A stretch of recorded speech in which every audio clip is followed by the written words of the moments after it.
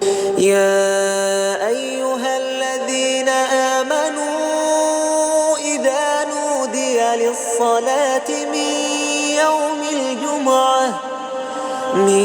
يوم الجمعة فاسعوا إلى ذكر الله وذروا البيع ذلكم خير لكم إن كنتم تعلمون.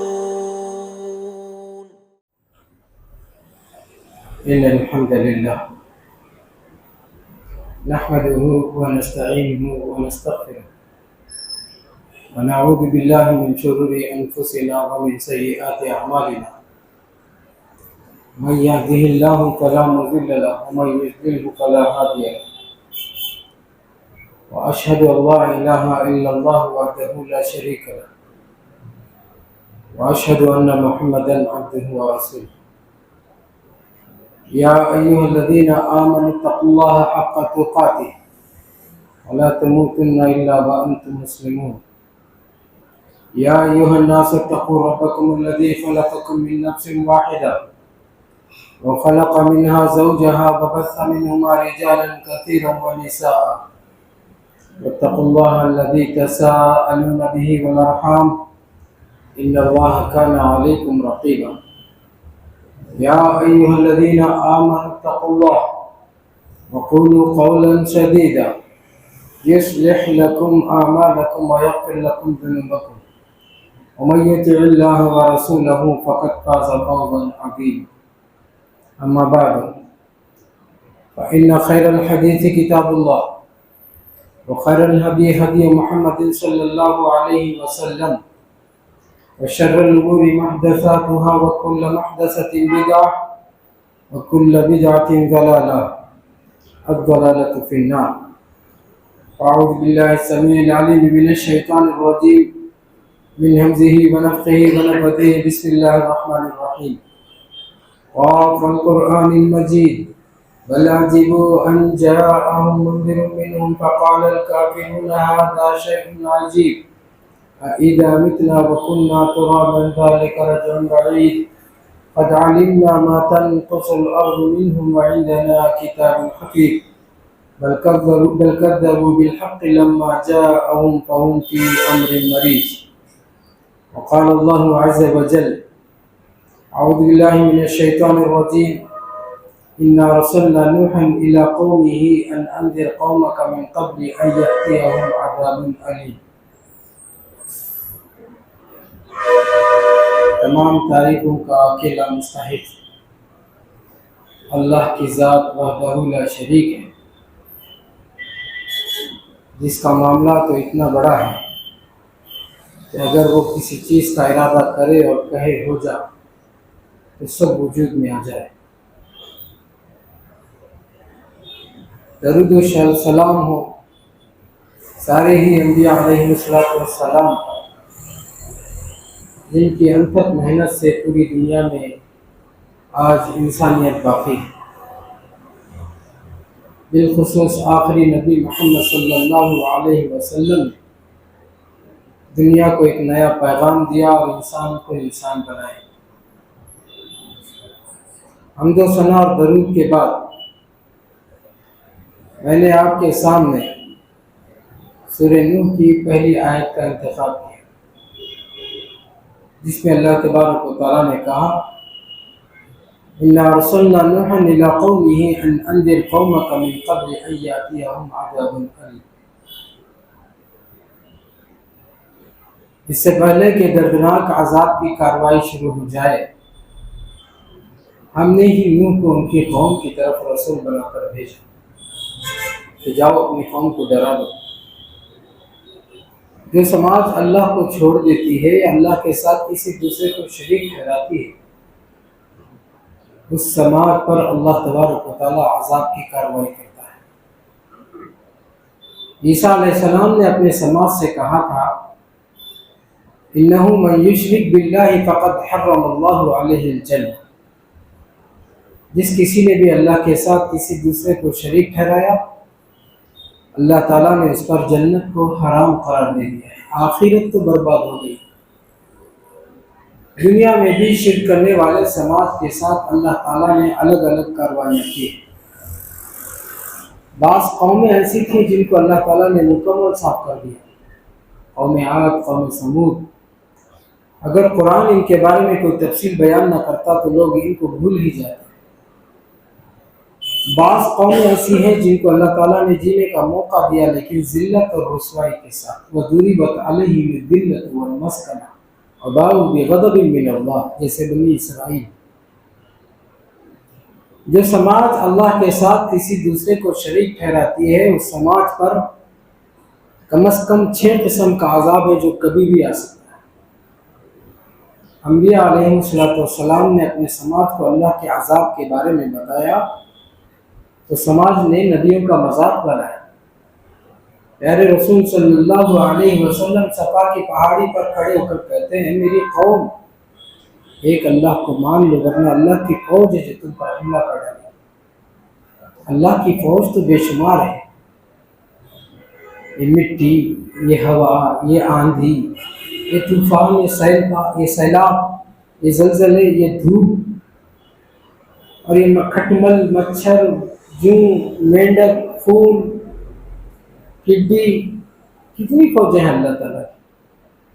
پیارے رسول صلی اللہ علیہ وسلم نے کہا سألت ربی خمسا، دوسری جگہ فرمایا سألت ربی ثلاثا، میں نے رب سے کچھ چیزوں کے مطالبے کیے۔ سب سے پہلے نبی نے جس چیز سے پناہ مانگی وہ ہے قحط، بھوک مری۔ یہ ایسی پریشانی ہے جو نبیوں کی موجودگی میں آ گئی۔ نوح علیہ السلام، موسیٰ علیہ السلام، ہارون علیہ السلام، یعقوب علیہ السلام، یوسف علیہ السلام، اور خود رسول اللہ صلی اللہ علیہ وسلم کی موجودگی میں بھوک مری کی کارروائی ہو گئی۔ اس کا مطلب یہ ہے کہ ہم اور آپ دین اور دین کی خدمت کرتے رہیں گے تو بھی یہ کارروائی ہو سکتی ہے۔ قحط کی 3 حالتیں ہوتی ہیں۔ پہلی حالت میں بارش روک دی جاتی ہے، جیسے قوم نوح کے ساتھ ہوا، کفار مکہ کے ساتھ، بھوک مری ظاہر ہو گئی۔ دوسری حالت میں غلہ بے سود ہو جاتا ہے، کھانے پینے کی چیزیں ہوتی ہیں مگر کھانے لائق نہیں رہتی، جیسے فرعون کے دسترخوان میں جوں پڑ جاتے، کھٹمل گر جاتے، مینڈک پڑ جاتا، خون گر جاتا۔ فرعون کے کھیت میں ٹڈی کی فوج آ گئی، جیسے کورونا کے زمانے میں راجستھان کے علاقے میں ٹڈی کی فوج، سب کچرا، کھانے لائق کچھ نہیں۔ قوم سبا کے ڈیم کو پھوڑ دیا گیا، بہترین پھل پھلاریاں تھی سب کیچڑ ہو گئی، کھانے لائق کچھ نہیں۔ قحط 3 حالتوں میں ظاہر ہوتی ہے۔ پہلی حالت میں بارش روک دی جاتی ہے، دوسری حالت میں غلہ بے سود ہو جاتا ہے، اور تیسری حالت وبائی بیماری کی ہے۔ وائرل ڈیسیز قحط تھا، بہت سے لوگوں کو معلوم ہی نہیں۔ قحط میں ہوتا کیا ہے؟ جان کا ڈر، یہ ڈر تھا سب کو کہ ہم مر جائیں گے، کوئی بھی کبھی بھی مر جائے گا۔ قحط میں یہ ڈر رہتا ہے۔ قحط کا دوسرا سائنس کیا ہے؟ ریسورس کم ہو جاتے ہیں، آمدنی کے راستے محدود ہوتے چلے جاتے ہیں۔ 80% آفیشل جاب چلے گئے جن کا پی ایف کٹتا تھا، جن کا پی ایف نہیں کٹتا تھا جان بچانے کے لیے پیدل ہی نکل گئے۔ 100% اسپیڈ سے کاروبار اگر چلے تو 7 سے 8% سال کا فائدہ ٹکتا ہے۔ کیا بزنس کا جو ریشیو ہے 100% ہے؟ 50% ہے؟ ہی نہیں۔ 40% ہے؟ لگ بھگ کرناٹک میں 35% سے 40% کا ریشیو چل رہا ہے۔ یعنی ابھی بھی ہم کورونا کی پریشانی سے باہر نہیں نکلے۔ وبائی بیماری قحط کی ایک شکل ہے۔ گورنمنٹ جب اپنی حکومت چلانے کے لیے ان کے پاس پیسے نہیں تھے، اپنے ایسیٹس داؤ پہ لگا دیے، اس سے بڑا کر حادثہ کیا ہو سکتا ہے؟ الیکشن کے لیے پارٹیوں کے پاس پیسے نہیں تھے تو سارے پارٹیاں مل کر، ایک پارٹی کو چھوڑ کر سارے پارٹیاں مل کر الیکٹرل بونڈ کا اسکیم چلا۔ پارٹیوں میں الیکشن کے لیے پیسے نہیں تھے، اتنے مشکل دور میں ہم لوگ ہیں، قحط اس کی وجوہات کیا ہے؟ کیوں قحط کی کارروائی ہوتی ہے؟ سب سے بڑی وجہ شرک ہے، جس کو ہم نظر انداز کرتے ہیں۔ شرک کی وجہ سے قوم نوح پر قحط کی کارروائی ہوئی، قوم فرعون پر قحط کی کارروائی ہوئی، اور جب دجال ظاہر ہوگا اس وقت بھی قحط کی کارروائی ہوگی۔ قحط کی سب سے بڑی وجہ شرک ہے۔ ارے غیر مسلم شرک کرے تو ہمیں کیا ہوتا ہے، ہمارا کیا نقصان ہوتا ہے، ایسا ہم سوچتے ہیں۔ جس کشتی میں وہ سوار ہیں ہم بھی اسی کشتی کے سوار ہیں، اگر اس کشتی کو یہ سوراخ کریں گے ہم بھی ساتھ میں ڈوبیں گے۔ شرک سب سے بڑی وجہ ہے قحط۔ دوسری بڑی وجہ زکوٰۃ میں چوری۔ اللہ تعالیٰ رحمت کے بادل کو روک دے گا، بارش ہوگی بھی تو تباہی لائے گی۔ تیسری بڑی وجہ جو قحط کی ہے وہ ہے ڈیٹینشن کی پالیسی۔ ڈیٹینشن اپنے ہی سماج کے لوگوں کو سماج سے بے دخل کرنے کا جب سسٹم ڈیولپ کیا جاتا ہے تو قحط کی کارروائی ہوتی ہے۔ جب فرعونیوں نے بنی اسرائیل کو سیکنڈ سٹیزن شپ کی پالیسی پہ ڈھکیل دیا تو فرعونیوں پر قحط کی کارروائی ہوئی۔ جب یوسف علیہ السلام کو بغیر گناہ کے جیل میں رکھا گیا تو مصر والوں پر قحط کی کارروائی ہوئی۔ جب شعب ابی طالب نے اصحاب رسول اور رسول اللہ صلی اللہ علیہ وسلم کو سماج سے بے دخل کرنے کا سسٹم ڈیولپ کیا گیا تو نبی کی بد دعا کی وجہ سے مکے والوں پر قحط کی کارروائی ہو گئی۔ پوری دنیا میں کس شکلوں میں ڈیٹینشن کی پالیسیاں چل رہی تھی ہمیں تو نہیں معلوم۔ باقی بھارت کے اندر جو NRIC ہے، CAA CAB جو ہنگامہ مچائے، پھر بغل کے ملکوں میں روہنگیا مسلمانوں کو کھدیڑا گیا، پھر چین نے اس کے پڑوس ملک کے ساتھ دوستی کر کے غیر عربی نسل مسلمانوں کے لیے ڈیٹینشن سینٹر چلایا، ترک نے کردوں پر حملہ کیا، ان کو ڈیٹینشن کی پالیسی چلائی ان پر۔ چلو عربوں کو تھوڑا سا عقل تھوڑی سی آئی، ورنہ کورونا سے پہلے انہوں نے بھی قطر کے ساتھ کیا پالیسی چلا رکھی۔ جب اپنے ہی سماج کے لوگوں کو سماج سے بے دخل کرنے کا سسٹم ڈیولپ کیا جاتا ہے تو قحط کی کارروائی ہوتی ہے۔ اور قحط عذاب نہیں ہے۔ اگر عذاب ہوتا تو نبیوں کی موجودگی میں نہیں آتا۔ نبیوں کی موجود میں کارروائی ہوئی، اس کا مطلب وہ عذاب نہیں ہے۔ اگر وہ عذاب ہوتا تو نبی یہ دعا نہ کرتے، اللہم اعنی علیہم بسبع کسبع یوسف، اللہ تو نے جیسے یوسف کو 7 سال کی قحط سے مدد پہنچائی، میری بھی مدد کر۔ اگر قحط عذاب نہ ہوتا تو نبی دعائیں نہ کرتے۔ قحط اصل میں ایمان والوں کے لیے راحت کا پیغام لاتا ہے۔ قحط کے بعد بنی اسرائیل کو اللہ تعالیٰ نے فرعون سے نجات دلایا۔ قحط کے بعد اصحاب رسول کے لیے مدینے کا راستہ کھل گیا۔ قحط کے بعد یوسف علیہ السلام مصر کے بادشاہ بن گئے۔ قحط ایمان والوں کے لیے راحت کا پیغام لاتا ہے۔ اس کو آج کی تاریخ میں سمجھانا ہو تو یاد رکھیے 1 اپریل 2020 کو NRIC لاگو ہونا تھا، اور وہ NRIC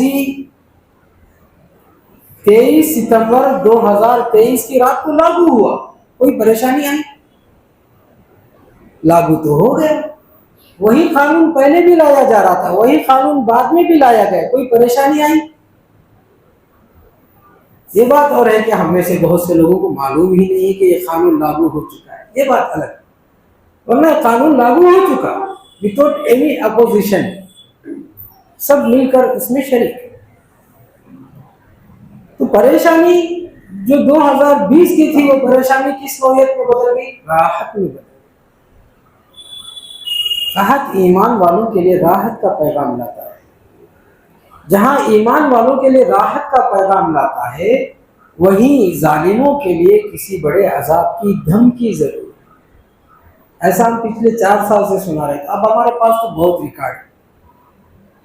قحط کے بعد سری لنکا کا بادشاہ بھاگ گیا، بنگلہ دیش کی رانی بھاگ گئی، سیریا کا بادشاہ بھاگ گیا، کیا کچھ نہیں ہوا۔ ترک میں تاریخی زلزلہ آیا، پڑوس ملک میں سیلاب آیا، اور ہمارے ملک میں منی پور کا ایشو کھڑا ہو گیا، کیا کچھ نہیں ہو رہا ہے دنیا میں۔ کسی بھی قوم میں عذاب آنا ہوتا ہے تو اس کے اندر 3 بیماریاں ظاہر ہوتی ہیں، علامتیں ہوتی ہیں، ایسے ہی نہیں ہوتا۔ اللہ تعالیٰ اسٹیپ بائی اسٹیپ کارروائی کرتا ہے۔ سب سے بڑی جو خرابی ظاہر ہوتی ہے، وَإِذَا أَرَدْنَا أَن نُهْلِكَ قَرْيَةً أَمَرْنَا مُتْرَفِيهَا فَفَسَقُوا فِيهَا فَحَقَّ عَلَيْهِ الْقَوْلُ فَدَمَّرْنَاهَا تَدْمِيرًا۔ بڑوں میں بگاڑ پیدا ہوتا ہے پھر پورا سماج بگڑتا ہے۔ جب پورا سماج بگڑتا ہے عذاب کا آنا حق ہو جاتا ہے۔ آپ کا موبائل گم گیا، 24 گھنٹے میں سائبر کرائم میں جا کر آپ FIR کر دیے تو 24 گھنٹے میں آپ کو بتائے گا کہ آپ کا موبائل کہاں سے فون سوئچ آف تھا۔ سب کو معلوم ہے نا، ہمارے شیخ کے فرزند کا حدیث ہے، 24 گھنٹے میں بتاتا ہے۔ کیا سائبر کرائم والوں کو یہ بات نہیں معلوم ہے کہ ایجوکیشن کے نام پر آج کی نسل کو پورنوگرافی کے اپلیکیشنز یعنی گندی اور فحاشی کے اپلیکیشنز فری آف کاسٹ ملتے ہیں؟ کیا ڈپارٹمنٹ کے لوگوں کو نہیں معلوم؟ آدمی کو کوئی اچک لیا، آپ رائٹنگ میں جا کر FIR کر دیے، 48 گھنٹے میں ڈپارٹمنٹ کے لوگ آپ کو بتائیں گے کہ آپ کا آدمی کہاں ہے، جیل میں ہے، کسٹڈی میں ہے، یا کوئی گنڈا اٹھا کر لے کے گیا ہے۔ کچھ تو اپڈیٹ دینا ہے 48 گھنٹے میں۔ کیا ہمارے ڈپارٹمنٹ کے لوگوں کو نہیں معلوم کہ ہمارے گلیوں میں چرس اور گانجے کا کاروبار چلتا ہے؟ کیا نہیں معلوم؟ کیا ان کو نہیں معلوم کہ کس گلی میں دھندا زنا کا چلتا ہے؟ نہیں معلوم۔ جب سماج کا بڑا بگڑتا ہے تو پورا سماج بگڑتا ہے، جب پورا سماج بگڑتا ہے اس سماج پر اللہ کا عذاب آنا حق ہو جاتا ہے۔ یہ غلطی ہماری قوم کر رہی ہے۔ کسی قوم میں عذاب آنا ہوتا ہے تو اس کے اندر دوسری جو علامت ظاہر ہوتی ہے وہ ہے اِنَّا تَطَيَّرْنَا بِكَ، اپنے گناہوں کی نحوست سامنے والے کے سر پہ ڈال دو۔ قوم شعیب نے شعیب علیہ السلام سے کہا جب سے تم ہمارے بازار میں آئے ہو ہمارا بازار بڑھ گیا۔ اِنَّا تَطَيَّرْنَا بِكَ۔ سورہ یاسین میں ایک گاؤں والوں کا تذکرہ آتا، 3 رسولوں کو اللہ تعالیٰ نے وہاں بھیجا تو گاؤں والوں نے کیا کہا؟ اِنَّا تَطَيَّرْنَا بِكُمْ، جب سے تم آئے ہو ہمارے گاؤں میں نحوست آ گئی۔ لا حول ولا قوت الا باللہ۔ کیا نبیوں کی آنے کی وجہ سے قوم میں نحوست ہوتی ہے؟ اپنے گناہوں کی نحوست جب کسی سامنے والے سماج پر ڈال دیا جاتا ہے اس قوم کو بھی جینے کا حق نہیں ہوتا ہے۔ کورونا کی پریشانی تبلیغی جماعت والوں کے سر پہ ڈال دیے، انٹرنیشنل لیول میں چائنا کو بدنام کر دیے، جبکہ چائنا میں جو وائرس ملا ہے وہ ڈیلٹا وائرس ہے۔ ڈیلٹا وائرس انڈیا سے گیا، یہاں کا وائرس وہاں چلا گیا۔ اسی لیے جیسے ہی کورونا کا اناؤنسمنٹ ہوا امریکہ بھاگ کے آیا، انڈیا کا جتنا اینٹی وائرس ہے لے کے چلا گیا۔ تو بیچارہ پونا کا جو کمپنی والا تھا چلایا، ہنگامہ کیا، یہ یہاں کے DNA کے لوگوں کا ہے، اس کو لے جا کے وہ کیا کر رہے ہیں، یہاں کے لوگوں کو کیا کرنا۔ اس کے پیچھے میڈیا کے لوگ اتنا پریشان کہ وہ بھاگ کے چلا گیا۔ رشیا میں جا کر وہاں کے لوگوں کا DNA لے کر اینٹی وائرس بنایا، وہ رشیا کا DNA والا جو اینٹی وائرس ہے لا کر انڈیا کے لوگوں کو ڈالا۔ یہاں کے لوگ کالے دیدے والے، وہاں کے لوگ نیلے دیدے والے، کئی لوگ مر گئے۔ عقلوں پہ پردہ پڑ جاتا ہے نا جب اللہ کی کارروائی ہوتی ہے۔ ابھی تو سوری بھی بول رہے ہیں، معافی بھی مانگ رہے ہیں، آگے ہارٹ اٹیک ہو سکتا ہے، ہم کچھ نہیں کر سکتے، ایمرجنسی میں ہم نے کر دیا۔ کوئی قوم اللہ کی طاقت کا مقابلہ کر سکتی ہے؟ یہ مذاق ہے۔ کسی قوم میں ہلاکت آنی ہوتی ہے تو یہ سب علامتیں ہوتی ہیں، اس سے عبرت لیا جاتا ہے، ضد نہیں کیا جاتا۔ تیسری علامت جو کسی قوم میں ہلاکت سے پہلے آتی ہے وہ ہے ھذا عارض ممطرنا۔ قوم عاد ان کے سامنے عذاب کے بادل منڈلانے لگے تو ان کے نبی نے کہا یہ عذاب کی طرف اشارہ ہے، توبہ کر لو۔ قوم یونس نے توبہ کیا تو عذاب کو ٹال دیا، لیکن یہ قوم کہنے لگی نہیں، یہ تو عذاب نہیں ہے، اس میں ہمارے لیے اپارچونٹیز ہیں، عذاب تھوڑی ہے خامخواہ نبی ڈرا رہے ہیں. عذاب کے اشارے کو کوئی اپارچونٹی سمجھے اس قوم کو بھی جینے کا حق نہیں ہوتا ہے. کورونا کا فائدہ اٹھا کر کیا کچھ نہیں کر لیا گیا. کانسٹیٹیوشن آف انڈیا پر ہاتھ رکھ دیا گیا. کسان کی نئی پالیسی بنائی گئی, ایجوکیشن کی نئی پالیسی بنائی گئی, ڈیفنس کی نئی پالیسی بنائی گئی, الیکشن کی نئی پالیسی بنائی گئی. کیا کچھ نہیں کیا گیا. کلکٹر کو پاور دے دیا گیا قانون بنانے کا. کس کو پاور تھا؟ پارلیمنٹ کو تھا, سپریم کورٹ کو تھا. کلکٹر کو کہہ دیا گیا تم ٹیمپرری بیس پر لوکل ایشوز کو فائٹ کرنے کے لیے قانون بنا سکتے ہو. اس کا احتجاج ہوا. پڑھے لکھے لوگ اس کو پہچانتے تھے یہ کتنا بڑا نقصان دہ. گورنمنٹ کے امپلائز RSS کے ہیڈ کوارٹر کو گھیر لیے. 4.5 لاکھ لوگ 6 اکتوبر 2022 کو پہنچ گئے. بولے تمہارے اشارے پر یہ سب کلکٹر راج لایا جا رہا ہے, ہم تمہارا گھیراؤ کرتے ہیں. کہتے ہیں جا کر کہ کانسٹیٹیوشن آف انڈیا کو آپ مان لو, اپنے آپ کو رجسٹر کروا لو, ورنہ دیش چھوڑ کر جاؤ. اتنا بڑا واقعہ کوئی سوشل میڈیا تو دکھائے گا نہیں, سب ان کا بنا بنایا ہے. اتنا بیان دکھایا گیا کہ 10,000 لوگ بدھ مذہب میں چلے گئے, وہ دکھایا گیا اس تاریخ پر. اس سے پہلے دکھایا گیا کہ جو ہے راجستھان میں گائے کا دودھ لال ہو گیا, وہ بھی لوگ سمجھے نہیں. تو بولا گیا کہ دیکھو مسلمان عورتیں برقعے میں بچے چوری کر رہے ہیں. پروپیگنڈا چلایا گیا تاکہ اوریجنل نیوز کوئی دیکھے نا. حقیقی جو نیوز ہے, جو کانسٹیٹیوشن کے خلاف جو آرگنائزیشن کام کر رہی تھی, اس کے ٹکر کا آرگنائزیشن بھی ہے انڈیا میں, لوگوں کو معلوم نہ ہو. یہ نیوز باہر بڑھ گیا تو مشکل ہو جائے گا. اس کو ڈائیورٹ کیا گیا. کلکٹر راج لانے کی کوشش کی گئی, اس کے خلاف پروٹیسٹ ہوا. مسلمان اگر اس وقت اس چیز کو سمجھتا تو وقف بورڈ کا مسئلہ اسی وقت حل ہو جائے. اب تو وقف بورڈ کا مسئلہ کس کے حوالے ہے؟ کلکٹر کے حوالے ہے نا. وہی تو قانون لا رہے تھے, مسلمان اس پر توجہ نہیں دی. جب کسی قوم میں ہلاکت آنی ہوتی ہے تو ان کے اندر کچھ علامتیں ظاہر ہوتی ہیں. اس میں سے ایک علامت یہ ہے کہ عذاب کے بادل سے عبرت لینے کے بجائے اس سے فائدہ کوئی قوم تلاش کرے, اس قوم کو بھی معاف نہیں کیا جاتا. یہ ساری غلطیاں ہماری قوم کر ڈالی. اس سے پہلے کہ دردناک عذاب کی کارروائی شروع ہو جائے, ہمیں اس قوم کو بچانا ہے. اس قوم کو بچانے کے لیے ہمیں دعوت کا کام کرنا ہے. جو سماج اللہ کے ساتھ کسی دوسرے کو شریک ٹھہرائے, اس سماج پر دوسری بڑی جو آفت آتی ہے وہ ہے ڈبوئے جانے والا عذاب.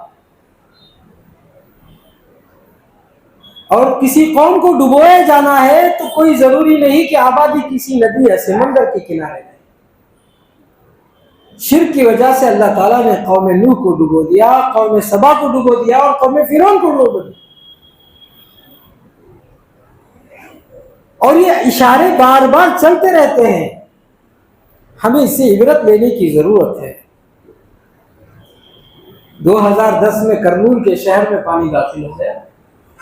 2012 میں راجستھان کے ریگستان میں سیلاب آیا. بارش تو ہوتی تھی, زمین سے پانی ابلتا. 2014 میں کشمیر کے پہاڑ میں سیلاب آیا. 5 دن کا سالانہ بارش سمجھتے تھے, لیکن 5ویں دن کی بارش زہریلی بارش تھی. دروازے اور کھڑکی تک استعمال میں نہیں. برتن تو دور کی بات, پلاسٹک تک دوبارہ استعمال میں نہیں آیا. 2018 میں کیرلا کے پہاڑ میں سیلاب آیا. سیلاب پہاڑ میں بھی کہیں آتا ہے. آدھے گھنٹے کی بارش ہوتی, 6 فٹ پانی کھڑا ہو جاتا. پھر آدھے گھنٹے کا وقفہ, پھر بارش ہوتی, پھر 6 فٹ پانی کھڑا ہو جاتا. صبح سے شام تک یہ سلسلہ چلا ہے. کروڑوں میں جینے والے لوگ روڈوں پر آ گئے. ہر دن نیا بدلنے والا کپڑا بدلنے والا ہر دن نئے کپڑے بدلنے والا سماج دوسروں کے اتارے ہوئے کپڑے کے محتاج ہو گئے. یہ واقعات کیوں بتا رہا ہوں؟ کیا یہ واقعات جو دوسرے علاقے میں ہوئے اس علاقے میں نہیں ہو سکتے؟ کیا ہم سب محفوظ ہیں؟ اس سے پہلے کہ دردناک عذاب کی کارروائی شروع ہو جائے, ہمیں اللہ کے دین کے لیے اٹھ کر کھڑا ہونا پڑے. یہاں کے گھر گھر تک اللہ کے دین کو پہنچانا پڑے گا, نہیں تو ان کی اوپر جو آفت آئے گی اس کا صرف ہم سروس کرتے رہیں گے اور کچھ نہیں کر سکتے. پنجاب کی حالت دیکھو، وقت سے پہلے ہم پہنچ کر اس قوم کو دعوت دیتے، آج سروس کی ضرورت نہیں ہوتی، آج سروس کے لیے جا رہے ہیں، کپڑے لے جا رہے ہیں، کھانا کھلا رہے ہیں، پہلے سے پہنچ کر اس قوم کو دعوت دے دیتے تو اس مصیبت سے قوم بچ جائے۔ ہم بعد میں سروس مین بن جاتے ہیں، سوشل ورکر بنتے ہیں، دعوت کے لیے کوئی سوچتا نہیں، مصیبت آنے سے پہلے اس قوم کو بچانا ہے، اس کے لیے ہمیں دعوت کا کام کرنا ہے۔ جو سماج اللہ کے ساتھ کسی دوسرے کو شریک ٹھہرائے، اس سماج پر تیسری بڑی جو آفت آتی ہے وہ ہے آپسی جھگڑے۔ قل هو القادر على ان يبعث عليكم عذابا من فوقكم او من تحت ارجلكم او يلبسكم شيعا ويذيق بعضكم بأس بعض انظر كيف نصرف الآيات لعلهم يفقهون۔ اللہ کو یہ قدرت حاصل ہے کہ اوپر سے عذاب کو نازل کرے، قدموں تلے سے عذاب کو اٹھائے، مختلف ٹولیوں کی شکل میں بانٹ کر ایک دوسرے کا مزہ چکھائے۔ یہ آپسی جھگڑے اللہ کا عذاب ہے۔ یہ ذات پات کے جھگڑے، یہ اونچ نیچ کے مسائل، یہ بھید بھاؤ، یہ چھوت اچھوت، یہ دلت برہمن کے جھگڑے، یہ کیا ہے؟ اس سماج پر شرک کی وجہ سے آیا ہوا اللہ کا عذاب ہے۔ نادان قوم اس عذاب کو کلچرل ڈسکشن سمجھتی، کلچر و تہذیب، لا حول ولا قوت الا باللہ۔ جاہل قومیں کچھ بھی کہہ دیں۔ اس کے پس منظر میں ملی قائدین کیا کر رہے ہیں؟ اس ذات پات کے جھگڑے کا سیاسی فائدہ ڈھونڈ رہے ہیں۔ ہم کامیاب نہیں ہو سکتے۔ اوس اور خزرج کا جھگڑا رسول اللہ صلی اللہ علیہ وسلم کے زمانے میں آیا، اس وقت آیا جس زمانے میں صحابہ رضوان اللہ علیہم اجمعین جان بچانے کے لیے مکہ چھوڑ رہے تھے، چاہتے تو رسول اللہ صلی اللہ علیہ وسلم اس جھگڑے کا سیاسی فائدہ ڈھونڈ لیتے۔ پیارے رسول صلی اللہ علیہ وسلم نے کیا کہا؟ جھگڑے سے اچھا حل بھی تو ہو سکتا ہے۔ لوگوں نے پوچھا کوئی حل ہے تو بتائیے۔ رسول اللہ صلی اللہ علیہ وسلم نے کہا قولوا لا الہ الا اللہ، ایک اللہ کو مانو، سارے جھگڑے ختم ہو جائیں گے۔ اور اس نے الگ خدا بنا رکھا تھا، خزرج نے الگ خدا بنا رکھا تھا، ان لوگوں کو ایک اللہ کی طرف رسول اللہ صلی اللہ علیہ وسلم بلائے۔ یہ ذات پات کے جھگڑے کا ہم سیاسی فائدہ ڈھونڈ نہیں سکتے۔ اس کا سلوشن یہ ہے کہ اس قوم کو ایک اللہ سے جوڑ، اس زلزل سے، اس پریشانی سے قوم باہر نکل جائے گی۔ نہیں تو کیا ہوگا؟ نہیں تو کیا ہوگا؟ ذات پات کے ظلم کی وجہ سے سب سے زیادہ کچلا ہوا طبقہ عورتوں کا ہوتا ہے۔ ان کی لاشوں کو جلا بھی دیا جائے گا، انصاف نہیں ہوگا۔ ان کی عورتوں کو ننگے روڈوں پر دوڑا بھی دیا جائے گا، انصاف نہیں ملے گا۔ کسان آندولن کے موقع پر ایک عورت نے کہا کہ یہ صرف اونچی ذات والوں کو خوش کرنے کی پالیسی ہے، تو لوگوں نے اس کو گھیر لیا، کہا تجھے تیری عصمت دری کا ڈر نہیں ہے؟ اس نے کہا مجھے اس چیز کا ڈر نہیں ہے کہ میرے ساتھ زیادتی ہو جائے، اگر زیادتی ہو جائے تو مجھے بچانے کے لیے امبیڈکر کا بنایا ہوا کانسٹیٹیوشن آف انڈیا میں اس سے مقابلہ کر لوں گی۔ مجھے اس بات کا ڈر نہیں ہے کہ میرے ساتھ زیادتی ہوگی، مجھے اس بات کا ڈر ہے کہ میری ساتھ زیادتی کرنے والا کوئی اونچی ذات کا نہ ہو۔ اگر اونچی ذات کا آدمی میرے ساتھ زیادتی کر لے گا تو مجھے انصاف بھی نہیں ملے گا۔ اس سے پہلے کہ یہ قوم کی بری حالتیں ہمیں دیکھنے کو ملے، اس قوم کو بچانا ہے، اس کے لیے ہمیں دعوت کا کام کرنا ہے۔ بعد میں رونے سے، افسوس کرنے سے کوئی فائدہ نہیں، اس سے پہلے ہی اس قوم کو بچا لیا جائے، اس کو اسلام کی طرف واقف کر دیا جائے۔ ارے یہ ان کی پریشانی ہے، ہمیں اس سے کیا لینا دینا، ایسا بھی بعض لوگ سوچتے ہیں۔ اتنا آسان مسئلہ تھوڑی ہے۔ جس کشتی میں ہم اور وہ سوار ہیں، اس کشتی کا یہ دوسرا سوراخ، پہلا تو شرک ہے، دوسرا یہ سوراخ کہ ذات پات کے جھگڑے ہمارے گھر تک آ رہے ہیں۔ اس کی موٹی مثال کئی تو ہے، ایک چھوٹی بتاتا ہوں آپ کو سمجھ میں آنے کی۔ وقف بورڈ کا مسئلہ کیا تھا؟ وقف بورڈ کے ذریعے سے ایس سی ایس ٹی کا بچہ لائر بن گیا، ڈاکٹر بن گیا، ہمارے وقف بورڈ کی پراپرٹی سے یہ لوگ پڑھے لکھے ہو گئے، تکلیف نہیں ہوگی ان چیزات والوں کو؟ اوقاف کی جو پالیسیاں ہیں صرف قبرستان اور مسجد کے لیے تھی کیا؟ کتنے اوقاف ایسے ہیں جو ایجوکیشن کے لیے ہیں، ہسپتال کے لیے ہیں، یہاں تک کہ قدیم زمانے میں بادشاہوں کی حکومت چلانے کے لیے بھی دیا جاتا تھا۔ ترک اور مصر میں تو باغیچہ لگانے کے لیے بھی وقف کرتے تھے لوگ۔ وقف کرنے سے ہم لوگ سیدھے کیا سمجھتے ہیں، اس پر صرف مدرسے والوں کا قبضہ ہے، ایسا نہیں ہے۔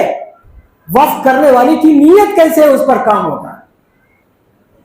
کوئی آدمی مر رہا ہے، اس کے بچے غریب ہیں، مرتے مرتے اس کے خاندان کے لیے لکھ کے جاتا ہے، وہ باہر کا کوئی آدمی سے ایک کاڑی بھی نہیں لے سکتا، کیونکہ وہ اس کے خاندان کے لیے وقف کیا ہوتا ہے۔ آج اس کا خاندان مالدار ہو گیا ہو، وہ زمین جو کھیت کا تھا شہر کے بیچ کا حصہ ہو گیا ہوگا، اس میں ہم حق جتلا نہیں سکتے، ان کا حق ہے۔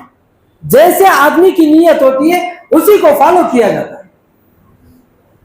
تو یہ جو سسٹم تھا اسلام کا، وقف کا، ان کے ورن ویوستھا کو چیلنج کرتا ہے۔ ساری دولت اونچی ذات والوں کے پاس ہونا چاہیے، ایجوکیشن صرف اونچی ذات والوں کے پاس ہونا چاہیے، وقف بورڈ کی پالیسی کو چیلنج کرتی ہے۔ اس لیے انہوں نے کہا کہ وقف بورڈ کے سلسلے میں حکومت ہو سکتی ہے کسی وجہ سے، ووٹ بینک کی وجہ سے پیچھے قدم آ جائے، ہم اس کو چھوڑ کر دیں گے نہیں۔ وقف بورڈ کے خلاف انہوں نے سناتن بورڈ بنایا۔ حکومتیں بدل سکتی ہیں، سناتن بورڈ نہیں بدلے گا، وقف بورڈ کا پیچھا ہم کریں۔ جھگڑا تو ان کا تھا نا، ذات پات کی لڑائی ان کی تھی نا، مسلمانوں کے اوقاف کے پیچھے یہ کیوں پڑے؟ کیونکہ وقف بورڈ کی پالیسی ان کے ورن ویوستھا، ذات پات، اونچ نیچ، بھید بھاؤ کو چیلنج کرتا ہے، اس لیے وہ وقف بورڈ کے پیچھے بھی پڑے۔ لڑائی ان کی ہم سمجھتے ہیں، نقصان اگر ہم اس کو چھوڑ دیں ہم کو بھی اس کو بھگتنا پڑے گا۔ جس کشتی میں ہم سوار ہیں اس کشتی کا ایک دوسرا بڑا سوراخ ہے جو ہمارے ایجوکیشن کی پالیسی پر افیکٹ کر رہا ہے، ہماری اکانومی پر افیکٹ کر رہا ہے، ہماری دینی تعلیمات پر افیکٹ کر رہا ہے، ہمارے قائدین کو خریدا جا رہا ہے۔ لا حول ولا قوت الا باللہ۔ جو سماج اللہ کے ساتھ کسی دوسرے کو شریک ٹھہرائے، اس سماج پر اللہ تعالیٰ الگ الگ کارروائی کرتا ہے۔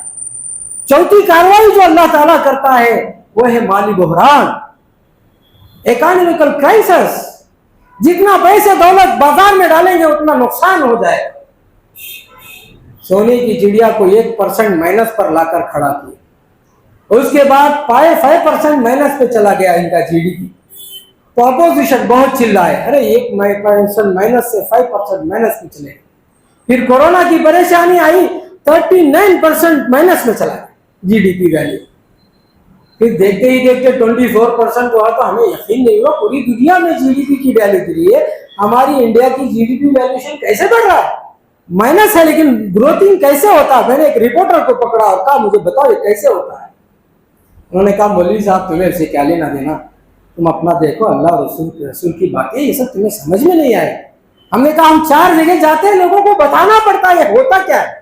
تو انہوں نے موٹی موٹی مثالیں بتائی، اس میں سے ایک مثال بتائی، کوئی کمپنی میں 100 آدمی ہے، جی ڈی پی کی ویلیو 25% مائنس جا رہی ہے، 25% لوگوں کو گھر بھیج دینا ہے۔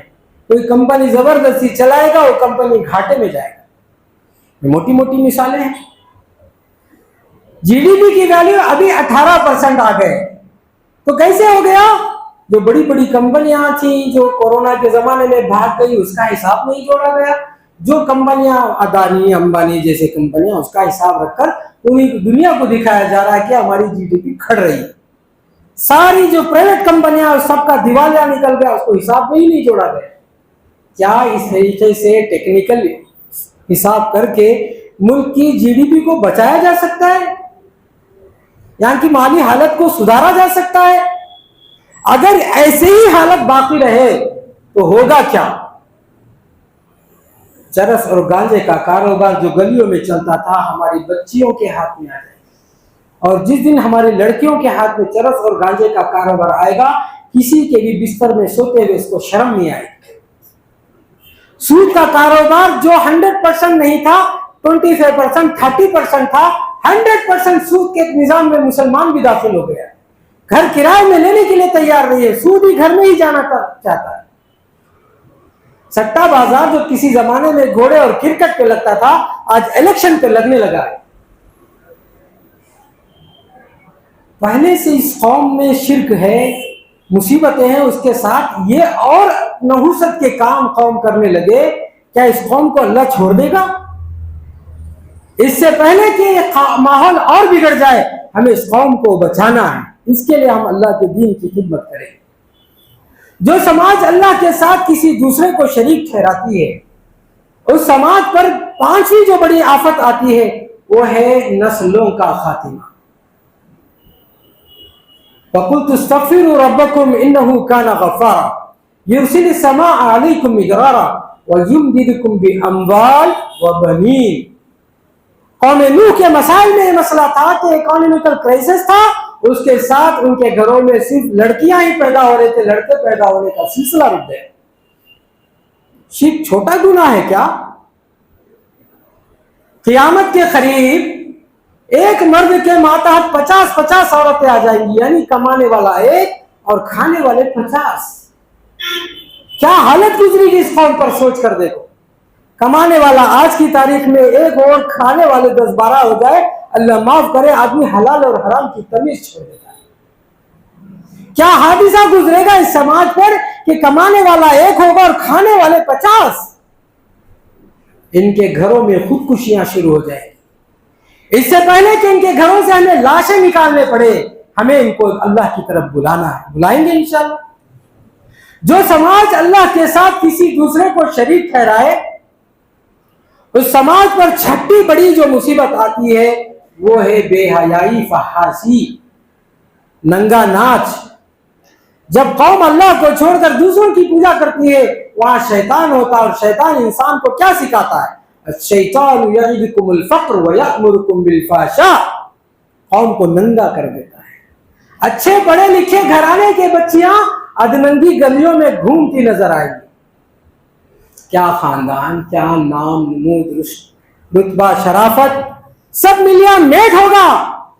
شرک کی وجہ سے اللہ تعالیٰ اس قوم کو ذلیل کر دے۔ ننگی تو ہوگی ہی ہوگی، اگر ان پر ذات پات کی وجہ سے ظلم ہوگا تو پھر انصاف بھی نہیں ملے گا۔ اس سے پہلے کہ یہ سب مصیبتوں کے دن ہم اپنے گلیوں میں دیکھیں، ہمیں اس قوم کو بچائیں، انشاءاللہ بچائیں۔ اللہ نے ہمیں امانت دی اپنی، ہماری ذمہ داری اس قوم کو بچانے کی۔ کوئی دوسرا اس کی فکر نہیں کرے گا، ہمیں ہی کرنا ہے۔ جو لوگ قال اللہ اور قال الرسول کی بات کرتے ہیں، ان کی ہی یہ ذمہ داری۔ جو دوسرے لوگ ہیں صرف مسلمانوں کے پیچھے پڑے، کچھ لوگ ہیں صرف سماجی خدمت میں لگے ہوئے، دین کوئی بتانے کے لیے تیار نہیں۔ دین بتانے کا کام ہمارا ہے انشاءاللہ۔ کیسے دین بتائیں گے؟ اللہ کے نبی صلی اللہ علیہ وسلم نے فرمایا، افشوا السلام، اطعموا الطعام، وصلوا الارحام، وصلوا باللیل والناس نیام۔ سلام کو عام کرو۔ محدثین علیہ رحمہ نے اس سے مراد سلام کے آداب بیان کی۔ بائبل میں محمد صلی اللہ علیہ وسلم کے بارے میں آیا ہے کہ جب آخری نبی اپنا کام مکمل کر دے گا تب لوگوں کو پتہ چلے گا کہ سلامتی والا نبی یہی تھا۔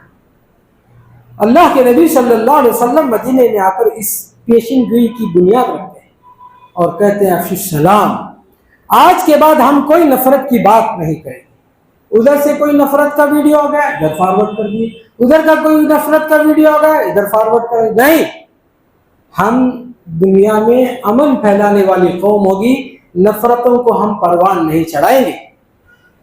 افشوا السلام وَأَطْعِمُوا الطَّعَامَ، کھانا کھلاؤ، کھانا کھلاؤ، کھانا کھلاؤ۔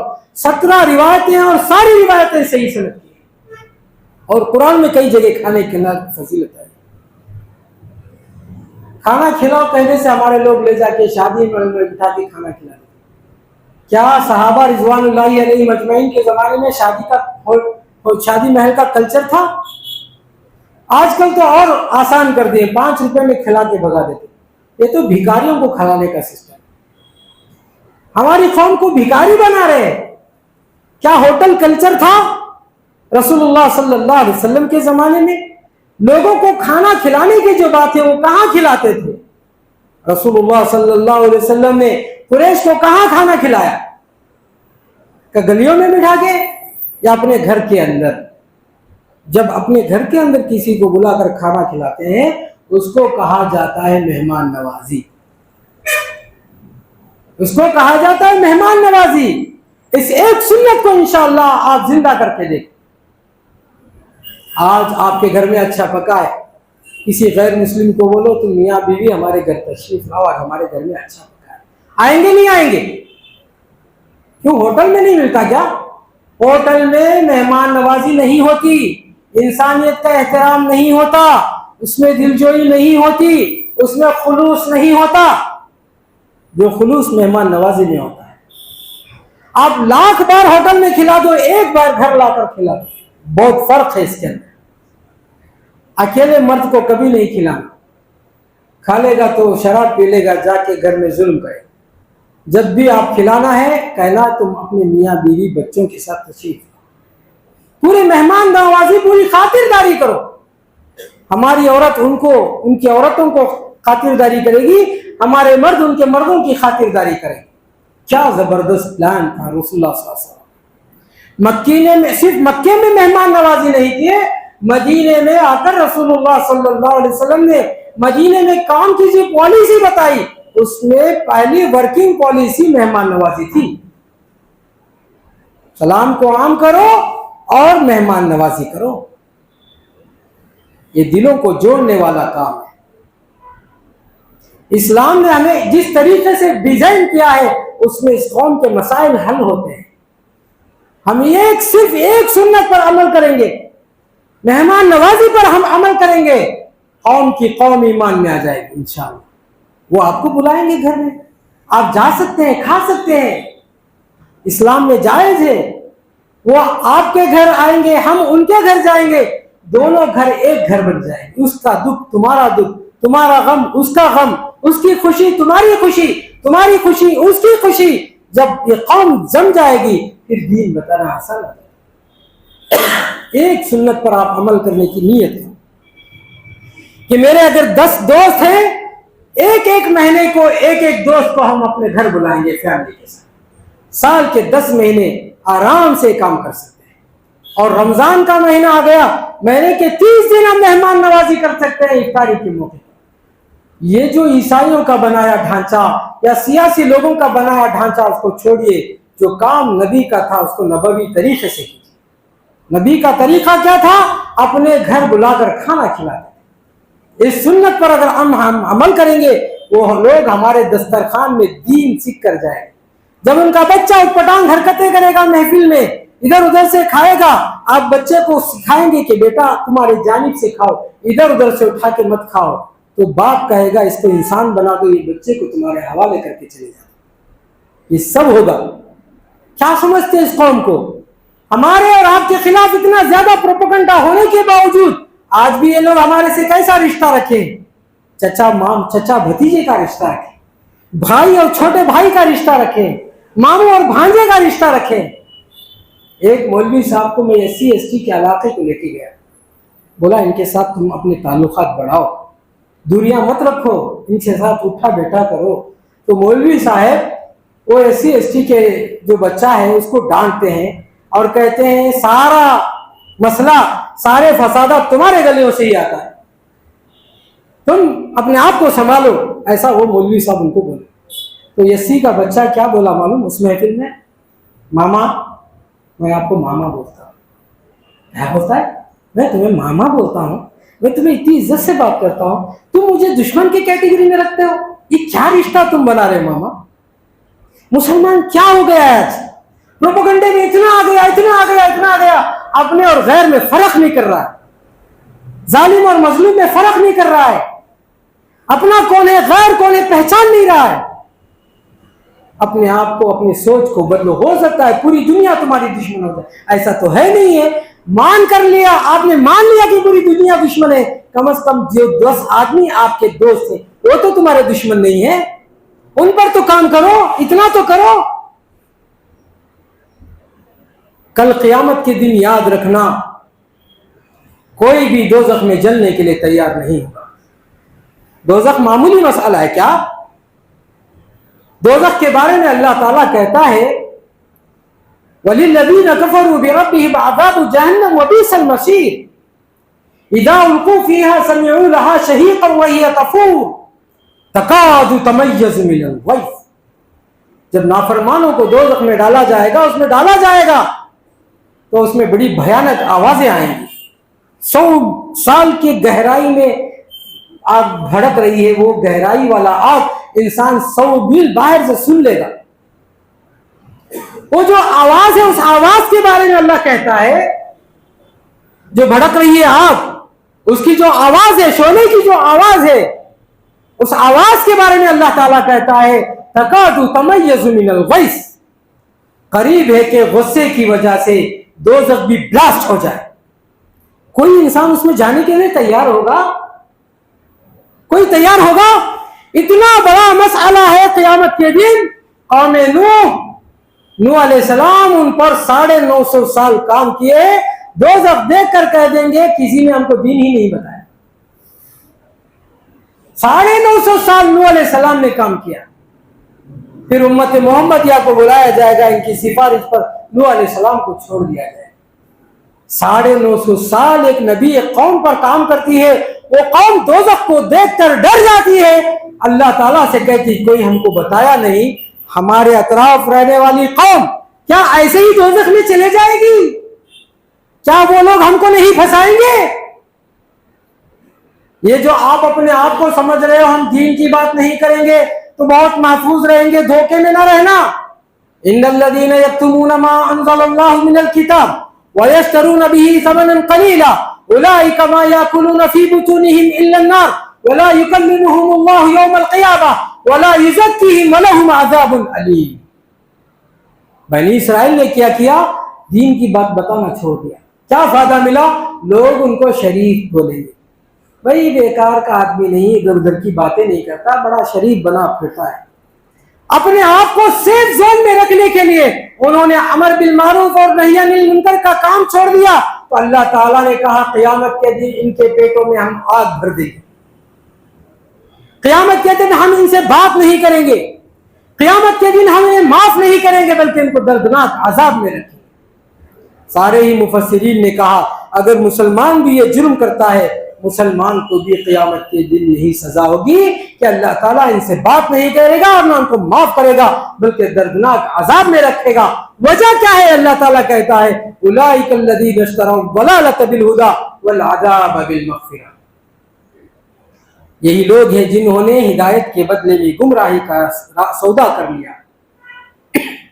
دعوت کے راستے میں اللہ تعالیٰ نے مغفرت کا اعلان کیا ہے. یہی لوگ ہیں جنہوں نے مغفرت کے بدلے میں اللہ کے عذاب کا سودا کر لیا. معمولی مسئلہ نہیں ہے. یہ قوم تو پیٹے گی، آخرت میں برباد ہوگی، دنیا میں بھی عذاب میں ملوث ہوگی، ساتھ میں اللہ تعالیٰ ہم کو بھی معاف نہیں کرے گا. اس سے پہلے کہ برے دن ہمیں دیکھنے کو ملے، ہمیں اس قوم کو ایک اللہ کی طرف بلانا ہے. اللہ تعالیٰ سے دعا ہے اللہ تعالیٰ ہم سب کو بامقصد زندگی گزارنے کی توفیق نصیب فرمائے. نبی کریم صلی اللہ علیہ وسلم کی ہر سنت پر عمل کرنے کی توفیق نصیب فرمائے. دعوت کا کام کرنے کی توفیق نصیب فرمائے. بارک اللہ لنا ولکم فی القرآن المجید ونفعنا وإياكم بالآیات والذکر الحکیم. انه تعالی جواد کریم ملک بر رؤوف رحیم رب حلیم.